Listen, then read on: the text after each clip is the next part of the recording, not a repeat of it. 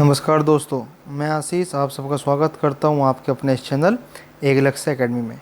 आइए शुरू करते हैं क्लास 7 की ज्योग्राफी का चैप्टर नंबर 5 और इस चैप्टर नंबर 5 का नाम था वाटर। अब तक हम इसमें पढ़ चुके हैं कि जो वाटर है वह कितना इम्पोर्टेंट है, कि कौन सी मेन नदियाँ हैं पूरे वर्ल्ड में, या किस किस प्रोसेस के दौरान जो जल है वह अपनी ज़रूरतों को पूरा करता है।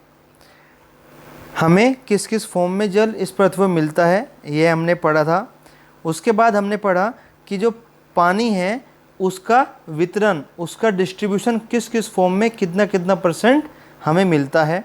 उसके बाद हमने पढ़ा ओशन सर्कुलेशन, महासागरीय परिसंचरण। दैट मीन्स कि महासागर में जो मूवमेंट है जल का वह किन भागों में डिवाइड किया गया है, क्या क्या उनकी प्रोसेस है।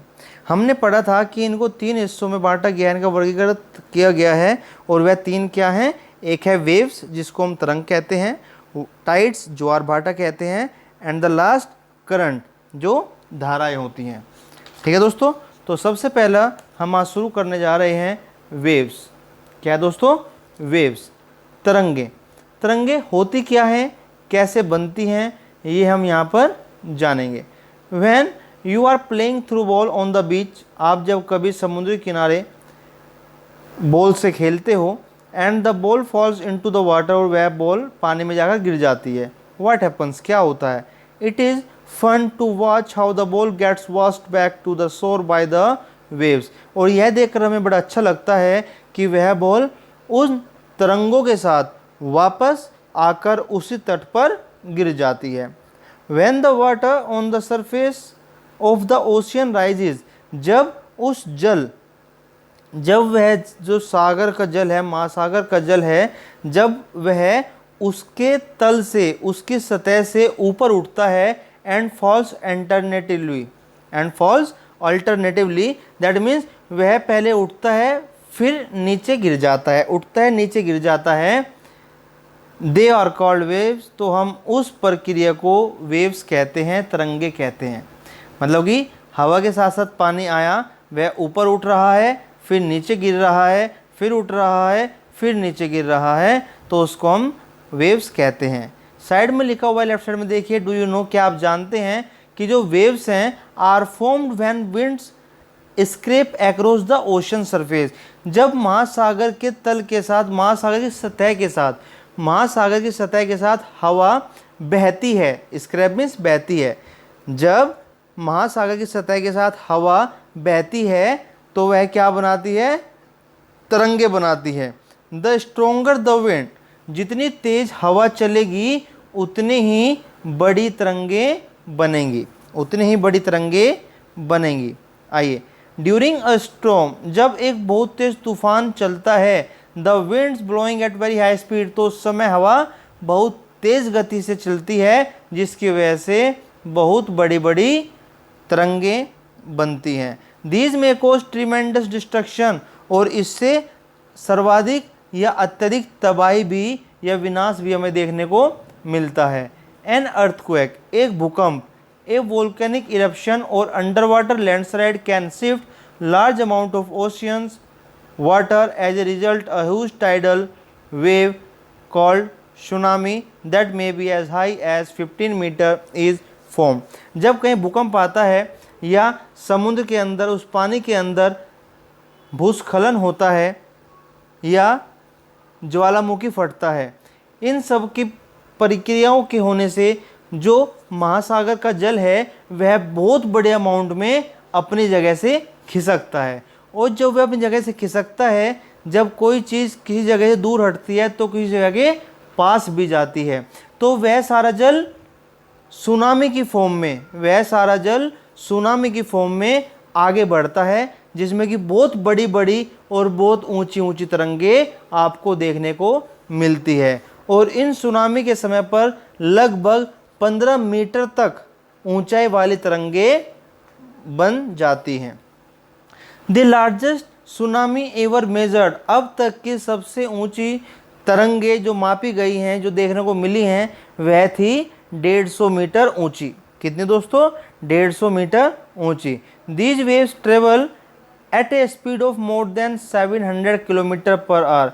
और जो ये तरंगे होती हैं यह 700 किलोमीटर प्रति घंटे की स्पीड से भी तेज चलती हैं। The tsunami of 2004 caused wide spread damage in the coastal areas of India. जो 2004 में सुनामी आया था, जो 2004 में सुनामी आया था, इसने बहुत बड़े तटीय हिस्से को, भारत के बहुत बड़े तटीय हिस्से को नुकसान पहुंचाया था। The Indira Point in the Andaman and Nicobar Island got submerged after the tsunami.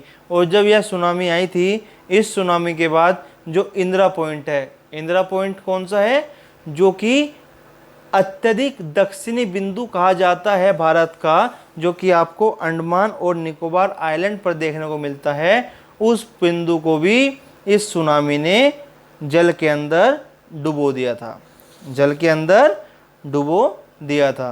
अब यहाँ साइड में लिखा हुआ है tsunami is a Japanese word. जो सुनामी है यह एक जैपनीज वर्ड है जिसका मतलब है harbour waves as the harbour gets destroyed whenever there is tsunami.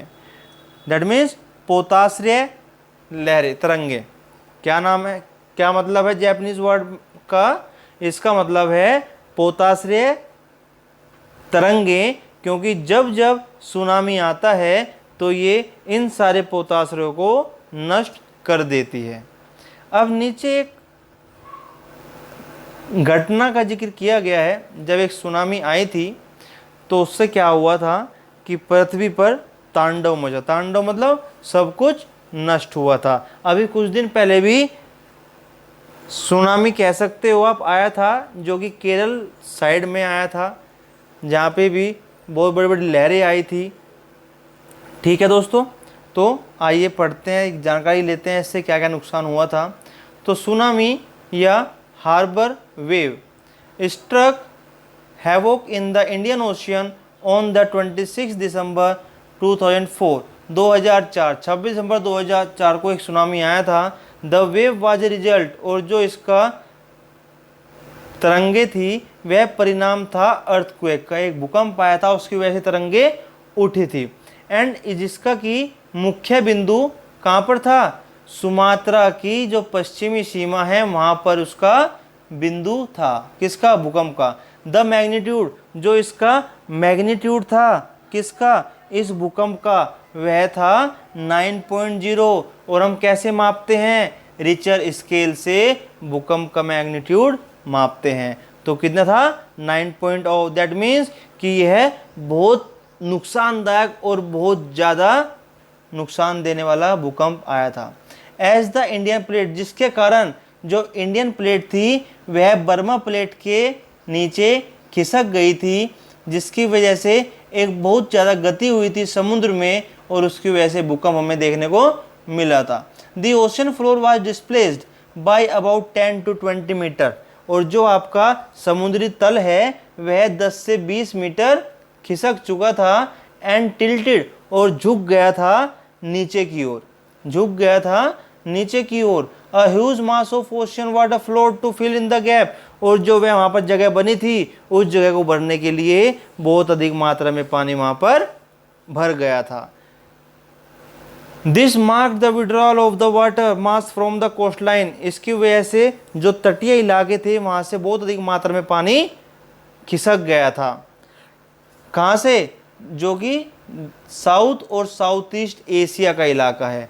After thrusting of the Indian plate below the Burma plate, लेकिन जब वापस इंडियन प्लेट बर्मा प्लेट के नीचे से निकली तो वह जो पानी वहाँ भरा हुआ था वह पानी भी वहाँ से चला, और वह इतनी तेज चला कि उसकी गति लगभग 800 किलोमीटर प्रति घंटा हो चुकी थी। और उस गति के कारण वह जल जब वापस तटों की ओर जा रहा था तो उसने एक भयंकर सुनामी का रूप ले लिया था।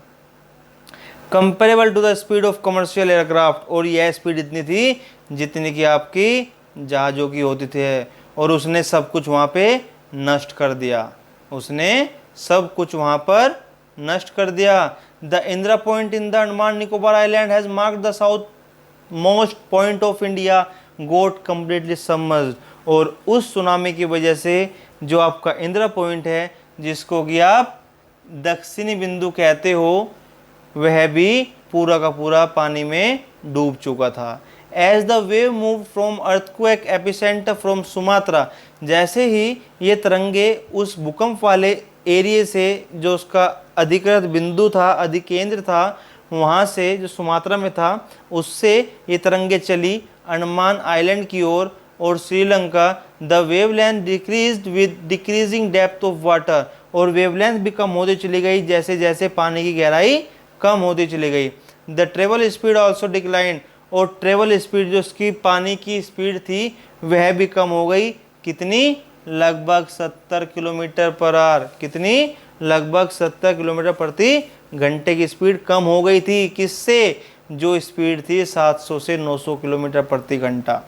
Tsunami waves travelled up to a depth of 3 kilometre, जो सुनामी की तरंगे होती हैं यह 3 किलोमीटर की गहराई तक यात्रा करती है। कहाँ से? फ्रॉम द कोस्ट, उस तट से, and killing more than 10,000 people and affected more than lakh of houses.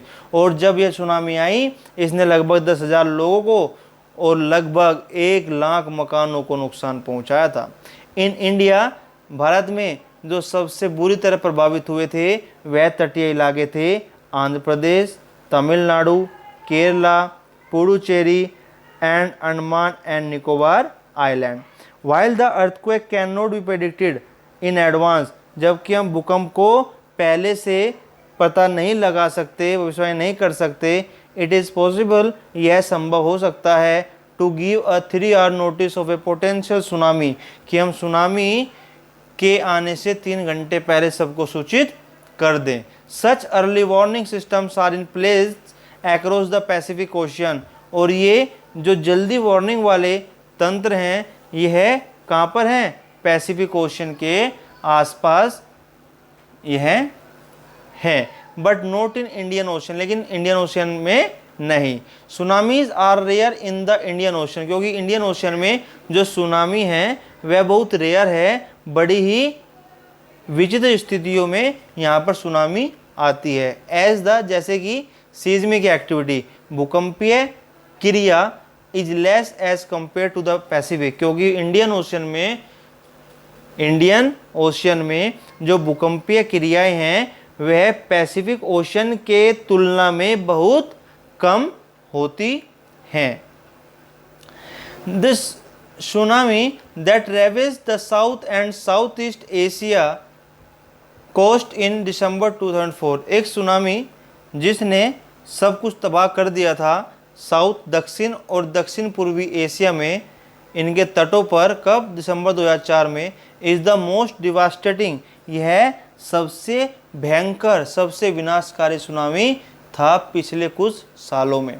The last damage caused to life, इससे जीवन भी बहुत बर्बाद हुए थे और संपत्ति भी बहुत बर्बाद हुई थी। द अर्ली वार्निंग सिस्टम, अगर पहले से ही सूचना वाला तंत्र इनके पास होता तो हो सकता है कि ये मछुआरों को या जो तट के आसपास निवासी हैं उनको सूचित कर देते। The first indication that tsunami is approaching is the rapid withdrawal of water from the coastal region. हाँ, अगर आप तट के आसपास हैं और आपको दिख रहा है कि वहाँ से पानी खिसक रहा है, पानी दूर जा रहा है, तो आप समझ सकते हो कि यह अंदेशा है सुनामी आने का। वह फॉलोड बाय डिस्ट्रक्टिव वेव, जो कि बाद में बदल जाती हैं विनाशकारी तरंगों के रूप में। When this happened on the coast, जब ऐसा कुछ भी तट के आसपास होता है, instead of people going to high ground, लोग वहाँ से दूर जाने की बजाय started assembling at the coast to view the miracle, जो लोग होते हैं वे वहीं पर रुक जाते हैं और औरों को भी इकट्ठा कर लेते हैं उस जादुई प्रक्रिया को देखने के लिए कि ऐसा हो क्यों रहा है। अगर लोग फिर भी समझकर किसी ऊंची जगह पर चले जाएं तो हो सकता है कि इतना नुकसान ना हो। As a consequence there was a large casualty, और यही एक कारण होता है जिसकी वजह से हमें माल हानि का ज़्यादा से ज़्यादा नुकसान होता है, हमारा माल भी खराब होता है और हमारे जीवन भी खराब होते हैं। गिगेंटिक वेव स्ट्रक, कब? जब वह सुनामी की तरंगे वापस तटों की ओर बढ़ती हैं।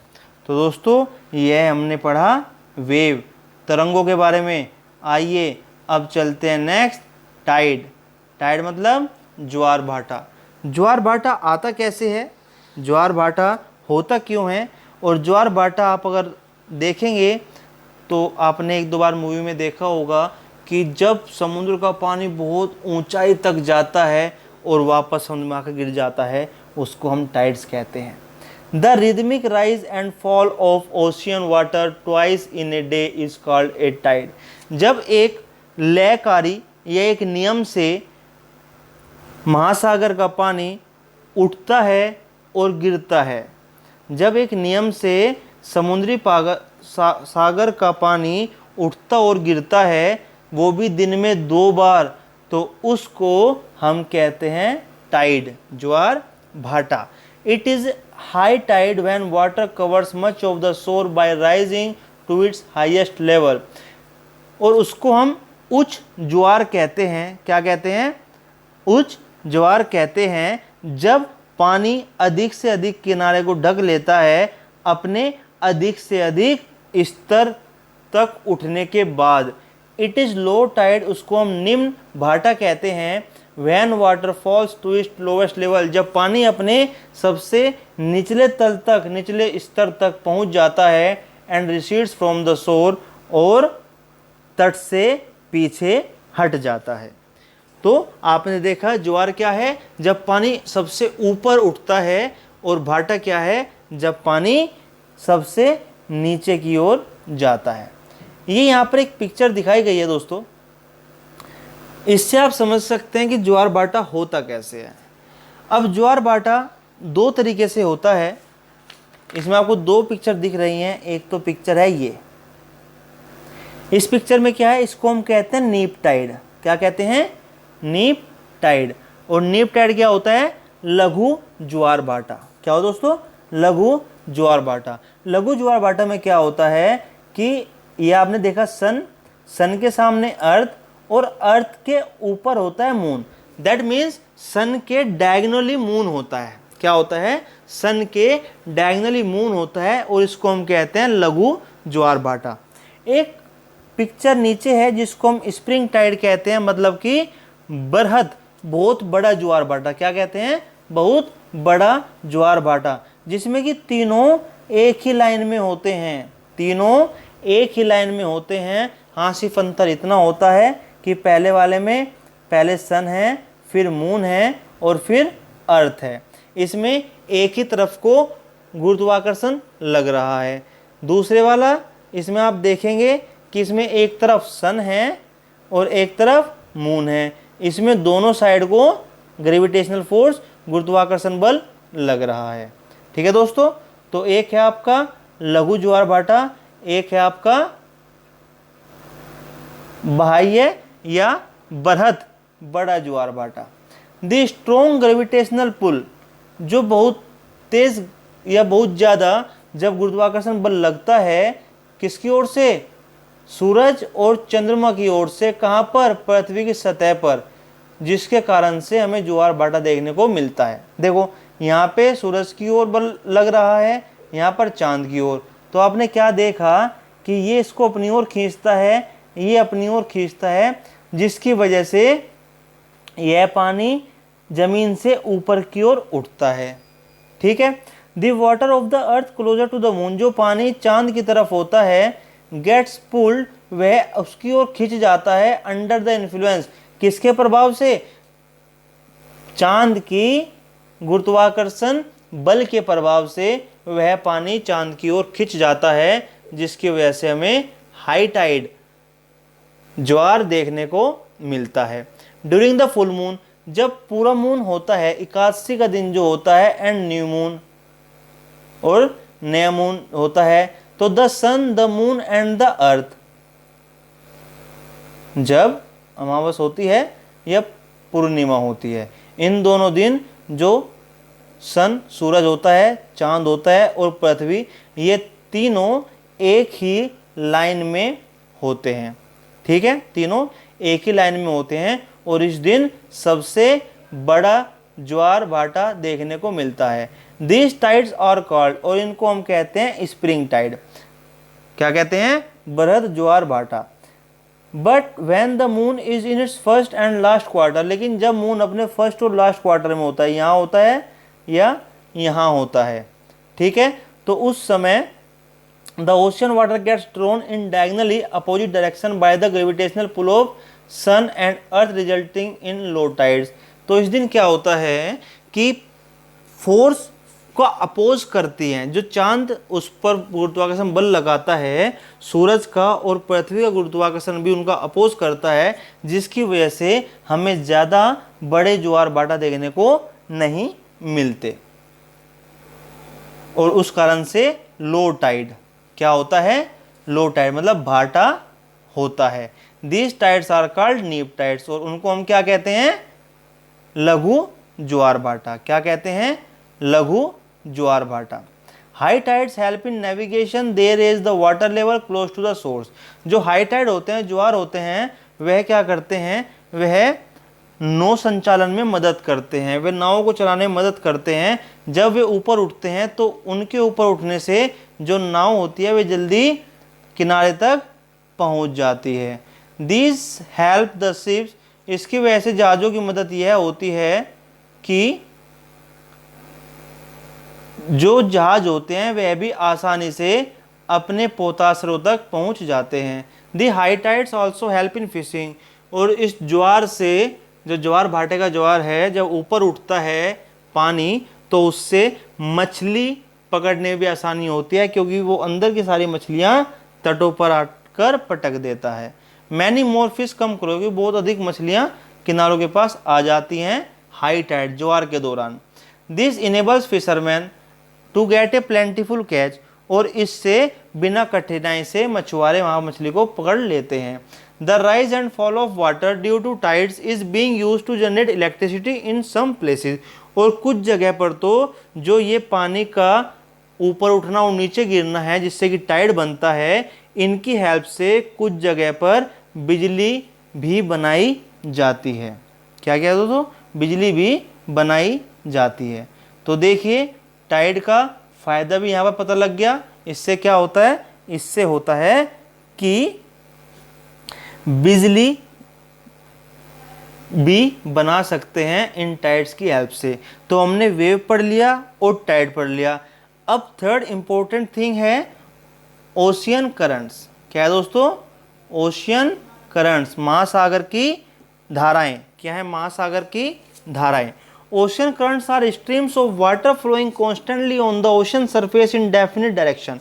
निश्चित दिशा में जब आपके महासागर का जो पानी है वह बहता है तो उनको हम महासागरीय धाराएं कहते हैं। दी ओशन करंट्स में भी वार्म और कोल्ड, और जब आप इनके बारे में पढ़ेंगे तो आपको पता लगेगा कि जो महासागर की धाराएं होती हैं, ओशन करंट्स होती हैं, यह गर्म भी हो सकती हैं और ठंडी भी हो सकती हैं। Generally the warm ocean currents originate near the equator and move towards the poles. आप लोगों ने इक्वेटर के बारे में पढ़ा है, जो कि हमने क्लास 6 में चैप्टर 2 पढ़ा था, कि हमारी पृथ्वी को एक इमेजिनरी लाइन है जिसको हमने इक्वेटर बोला है, वह हमारी पृथ्वी को 2 इक्वल पार्ट्स में डिवाइड करती है। उसको एक नॉर्दर्न हेमिस्फीयर में काटती है और एक सदर्न हेमिस्फीयर में काटती है। तो इक्वेटर सबसे बीच वाली लाइन है, और इक्वेटर के पास का जो एरिया है वह सबसे ज़्यादा गर्म होता है। तो वही यहाँ पर बताया गया है कि जो आपका इक्वेटर के पास वाली जो तरंगे होते हैं, धाराएं होती हैं, वह गर्म होती हैं, और गर्म होने की वजह से वह पोल्स की तरफ जाती हैं। पोल्स की तरफ क्यों? क्योंकि पोल्स की तरफ जो टेम्परेचर है वह ठंडा होता है, यहाँ तक कि आप कह सकते हो कि बर्फ जमा होता है। ठीक है। The cold currents carry water from polar और हायर लैटिट्यूड्स टू ट्रॉपिकल और lower latitude.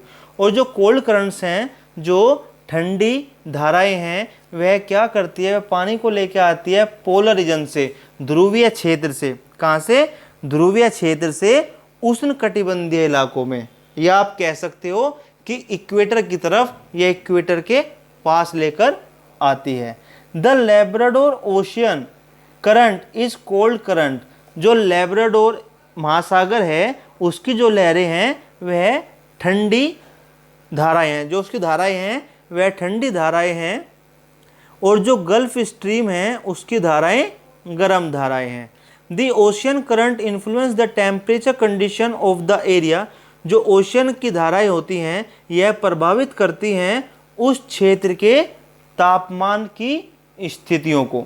Warm currents bring about warm temperature over land surface, जो गर्म धाराएं होती हैं ये गर्म धाराएं उस भूमि के स्थान को या भूमि की सतह को भी, उसके तापमान को भी गर्म कर देती हैं।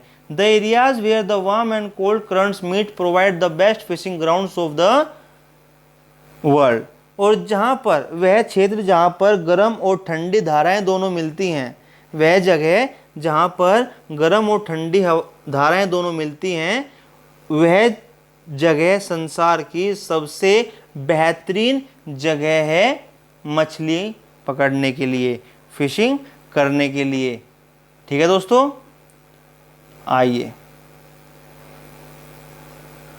Seize around Japan and eastern coast of North America are such examples, जो सागर हैं कहाँ के, जापान के, और नॉर्थ अमेरिका के पूर्वी तट के जो सागर हैं वह इसके सबसे बेहतरीन उदाहरण है, क्योंकि वहाँ पर गर्म और ठंडी धाराएं आपकी मिलती हैं, तो वहाँ फिशिंग भी बहुत अच्छी की जाती है। The area where a warm and cold current meet also experience foggy weather making it difficult for navigation, लेकिन इसके साथ साथ अगर यह मछली पकड़ने वालों के लिए अच्छा है तो इसमें थोड़ी दिक्कत यह भी आती है कि जहाँ ये दोनों धाराएं मिलती हैं वहाँ पर आपको कोहरे का एहसास होता है, वहाँ पर आपको हमेशा कोहरा देखने को मिलता है, जिसकी वजह से नौ चालक या नौ संचालक या नाव या जहाज़ को चलाने में दिक्कतें आती रहती हैं। अब आप देखिए इस मैप को, इस मैप में जो ये रेड से बनी हुई हैं, ये रेड वाली आपने देखा होगा, ये सब इक्वेटर के पास है, और ये सब वार्म करंट्स हैं। कौन सी हैं? वार्म करंट, गर्म हवाएं। कौन सी? गर्म धाराएं। और जो ये नीले वाली धाराएं हैं ये नीचे से ऊपर आ रही हैं, आप देख रहे हो, ये है कोल्ड करंट। कौन सी? Cold current.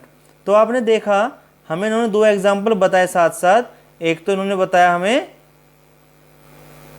कौन सा दोस्तों? गल्फ स्ट्रीम और लैब्राडोर ओशियन। तो ये है दोस्तों आपका लैब्राडोर, दैट मीन्स कि इसकी ठंडी है। क्यों? क्योंकि ये ऊपर से नीचे की ओर आ रहा है, तो इसकी जो धाराएं हैं वह ठंडी है। और दूसरा इसने हमें बताया था गल्फ, क्या बताया था? Gulf stream. तो वह भी इसी मैप में है, और अगर आप उनको देखोगे तो उससे आपको पता लगेगा कि उनकी धाराएं गर्म हैं। क्या है दोस्तों? जैसे कि आप कहो नॉर्थ पैसिफिक, ये रेड वाली हैं, तो यह भी गर्म है। ठीक है, इसके साथ साथ एक एक्टिविटी पढ़ लेते हैं, उसके बाद ये चैप्टर ख़त्म। इसमें इसने आपको बताया जो करंट्स हैं उनका आप पता कैसे लगा सकते हो। आप, इसने कहा कि एक बाल्टी लो, उसको 3/4 आप भर लो, उसके बाद उसमें आप रोड, जिससे कि आप पानी गर्म करते हो, वह उसमें आप लगा दो। दूसरी तरफ, एक तरफ आपने रोड लगाई, दूसरी तरफ आप इसमें फ्रिज से जमा हुआ बर्फ़ निकालो और उस आइस ट्रे को आप इसमें डाल दो, और उसके डालने के बाद एक लाल साई की बूंद आप इस पानी में डाल दो। जो आप इसको देखोगे तो आप प्रोसेस ऑफ कन्वेक्शन, संवहन की प्रक्रिया, जो पानी की धाराएं चल रही हैं उसको आप उससे देखकर ऑब्जर्व कर सकते हो कि किस साइड से किस साइड को धाराएं चल रही हैं। तो दोस्तों ये हमारा चैप्टर 5 समाप्त हुआ। आप इसको बड़े अच्छे समझिए। अगर कोई दिक्कत आपको आती है तो हम आपके लिए यहाँ पर हमेशा उपलब्ध हैं। ये गल्फ स्ट्रीम है जो कि गर्म धाराओं को रखती है, जिससे गर्म धाराएं बहती रहती हैं। ठीक है दोस्तों, ये इसकी एक्सरसाइज है, आप इसको भी करो, बड़े ध्यान से करो। अगर आपको कुछ दिक्कत होती है तो आप पूछ सकते हैं व्हाट्सएप पर भी, और यूट्यूब पर कमेंट भी डाल सकते हैं। ठीक है दोस्तों, ये इसकी एक्सरसाइज देख लीजिए, इसको नोट कीजिए। मिलते हैं अगली क्लास में नई क्लास के साथ। नमस्कार दोस्तों।